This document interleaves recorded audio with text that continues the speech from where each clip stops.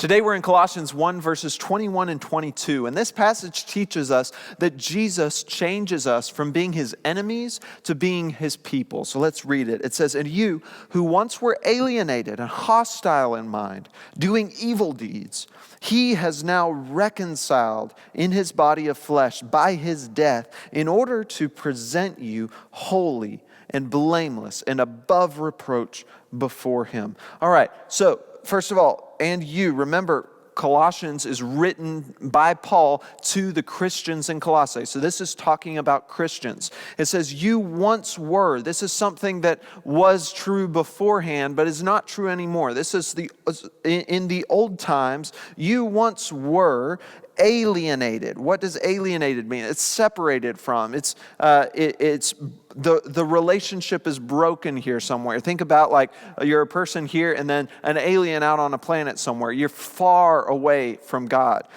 But not only are we far from God, we are hostile in mind. We are hostile towards God. We are enemies of God. We're not just far away. We are actually against God. We once were when we were not Christians. Now, why were we alienated and hostile? Well, we were doing evil deeds. We know that God is a perfect God, and he's an enemy of all evil. And the Bible tells us that since Adam and Eve, every single one of us has sinned, and that has caused us to be alienated and hostile to God.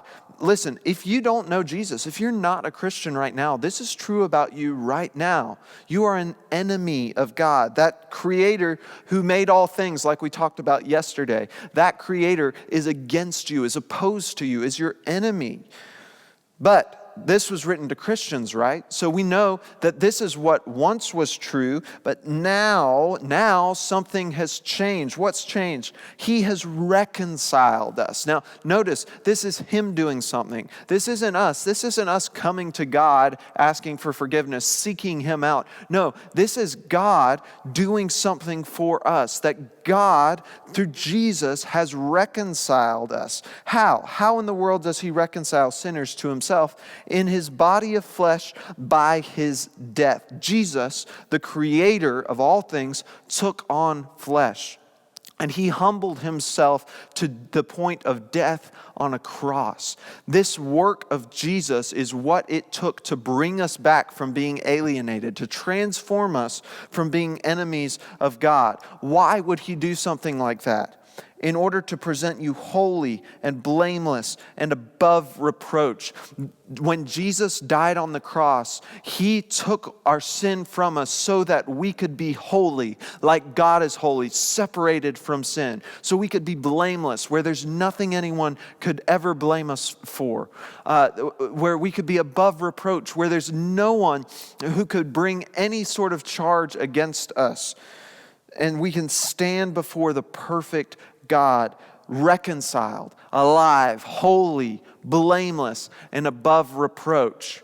And then I put this little phrase on at the end. I don't have a ton of time to talk about the whole next verse, but it does give a condition. It's here. It says, if indeed, and it goes on to talk about how people who God has truly saved continue in this life. That someone who is truly reconciled through Christ lives a life that is worthy of the gospel. You can't just say, oh great, he's reconciled me, cool. All right, I'm going to go live however I want to. No, the way that he has reconciled has transformed us to be holy and blameless, and we must live that out to the best of our abilities in this life. But we do all of that out of the incredible knowledge that Jesus has changed us as Christians from being his enemies to being his people.